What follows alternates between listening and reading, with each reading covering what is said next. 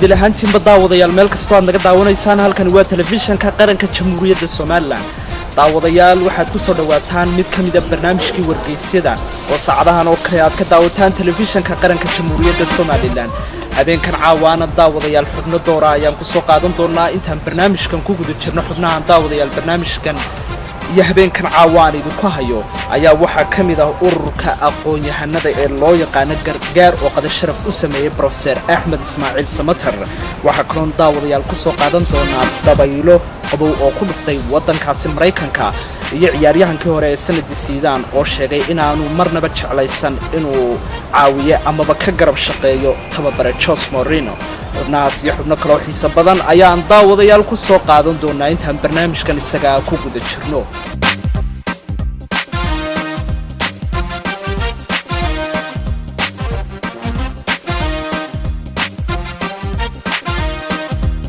haddaan daawadayaal soo qabto xubinta ugu horreysay barnaamijkeena wargeysyada habeenkan caawaaya waxa wax ka qoray wargeyska Somaliland Today cadadkiisii maanta soo baxay oo ahaa 217 waxaana uu ku soo qaatay ururka aqoon-yahanada Somaliland ee loo yaqaan gargaar oo qada sharaf u sameeyay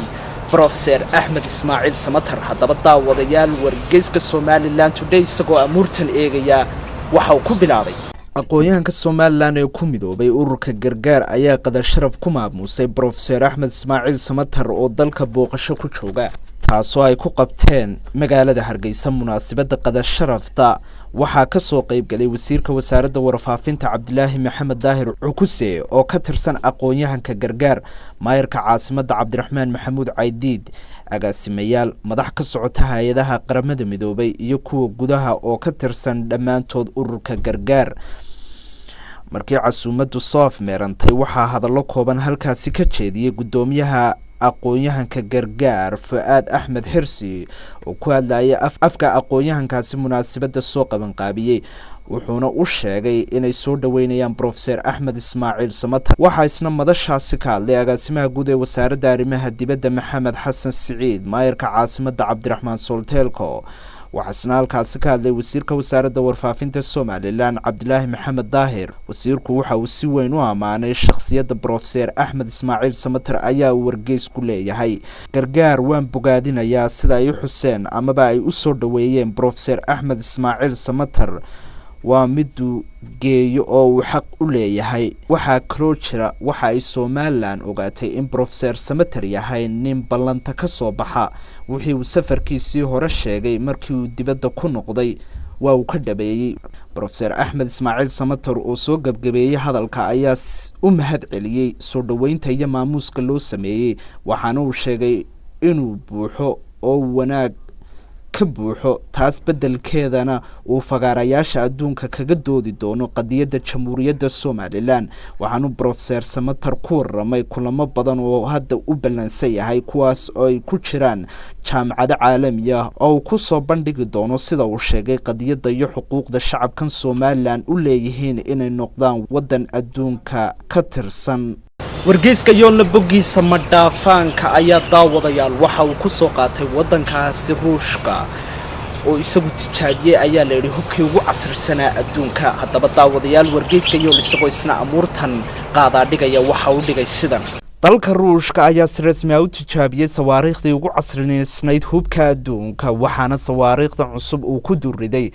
xuduudda wadamada Poland iyo Lithuania oo labada dalba ay ka tirsanaan jireen gaashaanbuurtii NATO dalka Ruushka oo kamid ah wadamada lagu qadariyo dhanka soo saarista hubka casriga ah iyo awoodda qalabka militariga ayaa hubkan casriga ah ee uu soo saaray waxa qayladaan ka muujiyay dalalka xuduudaha la leh qaarkood Ruushka oo dhaqaalihiisu ku tiirsan yahay hubka iyo shidaalka waxa ciidamadiisa militarigu sanad walba tababar militari siiyaan in ka badan 5,000 oo generaal kuwaas oo ka kala socda dalalka ku yaala qaaradaha Aasiya iyo Afrika wargeyskani isagoo amuurtan si wada ayaa waxa uu yiri waxa sanad kasta lagu soo bandhigaa tababar iyo qalab jabin dhanka hubka casriga ah kaasoo caalamka intiisa kale kaga duwan yahay awoodahan sidoo kale Ruushku waxa uu xiriir dawlad leeyahay dalalka ku yaala Latin America oo siyaasad ahaan ku kacsan dalka Mareykanka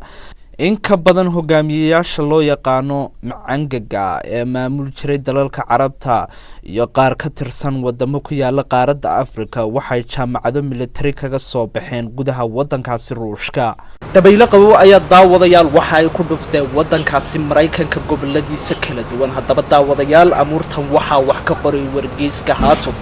tirsigiisii maanta soo baxay oo ahaa 3493 waxaan u dhigay sidan daawadayaal. dabaylo qabow wata ayaa ku dhuftay galbeedka dalka Mareykanka kuwaas oo cabirka heerkooda uu gaadhay halkii ugu hooseysay 10 sanadood. meelaha qaar cabirka ayaa darajada 30 digrii hoos ka maray waxaana goboladaasi ka dhacay dabaylo aad u qabow oo halis gelin kara nolosha bini'aadamka. mas'uuliyiinta gobolada uu qabowgu ku dhuftay ayaa sheegay in dad badan oo Mareykan ahi aanay weligood arag xaalad noocan oo kale ah. duqa magaalada Indianapolis ee gobolka Indiana George Billard ayaa sheegay in dadka looga baahan yahay inay taxadir muujiyaan. dadka degan gobolada ay saameeyeen dabaylaha qabow ayaa loogu baaqay inay guryahooda ku sugnaadaan iyadoo qabowgu halis ku yahay nolosha dadka. wadooyinka waaweyn qaarkood ayuu xidhay barafkii iyadoo la hakiyay duulimaadyada diyaaradaha qaarkood. iskuulada gobolka Minnesota ayaa la xidhay iyadoo laga cabsi qabo caruurta inuu ku dhaco qabowga halista ah. wargeyska geeska Afrikana boggiisa googooska wargeyska ayaa daawadayaal waxa uu ku soo qaatay xubin aad u xiiso badan. xubintan ayaa daawadayaal waxay tahay garhka oo lala baxaa waxa ay leedahay amaba faa'iidooyin caafimaad ayaa ay u leedahay wejiga qofka. daawadayaal xubintan oo aad u xiiso badan ayaa waxa eegaya wargeyska geeska Afrika. bal aynu eegno daawadayaal falanqaynta wargeyskaasi iyo sida uu qaada dhigay. cilmi baaris caafimaad oo dhawaan lagu sameeyay dalka Ingiriiska ayaa lagu ogaaday in garhku faa'iidooyin caafimaad oo aad u tiro badan uu u leeyahay ragga kuwaas oo ay ka mid yihiin in timaha garhku ay 95% maqaarka ka ilaaliyaan fallaaraha dhibaatada badan ee qorraxda oo haddii ay maqaarka xoog ugu dhacaan ku keeni kara xanuuno ay ka mid yihiin kansarka maqaarka. cilmi baaristan waxay sheegtay in garhku cimri dheer siiyo unugyada maqaarka una dhalaal dabiici ah iyo qurux firfircoon iyo caafimaad uu ka muuqdo uu u yeelo wejiga ragga. in uu dib u dhigo astaamaha gabowga iyo in uu maqaarku ka ilaaliyo kansarka maqaarka ka yimaada qoraxda badan ee jirka ku dhacda ayaa wargeysku leeyahay. cilmi baaristan waxaa kula iftiimisay in garhku uu maqaarka ka ilaaliyo dhibaatada caafimaad ee kasoo gaari kara qoyaanka hawada iyo faa'iidooyin nafsi ah oo ay ka mid yihiin in ruuxa garhka lehi uu dadka ka kasbado ixtiraam iyo qadarin aanu ruuxa garhka lahayni ka helin dadka ku xeeran. ugu dambeyntii khubrada cilmi baaristan samaysay waxa ay ragga kula taliyeen in aanay iska wada dhukurin timaha garhka si ay u ilaashadaan ayaa uu leeyahay wargeysku caafimaadka maqaarka. sunnaha islaamka ayaa dhigaya in garhka aan la dhukurin. sidoo kale dhammaan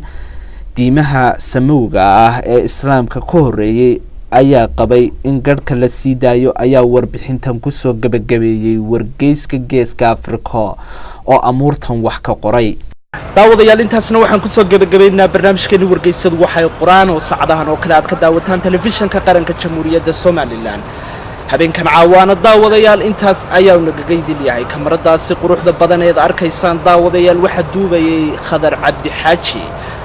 wasoo jeedintii anigoo Jamaal Axmed Naasir waa habayntii isku dabaridkii Maxamed Ibraahim Dimbil. barnaamij lamid ah intaan iskugu iman doono waxaan idinkaga tagayaa isaragti maqal dambe ka hor. assalaamu calaykum waraxmatullaahi tacaala wabarakaatuh.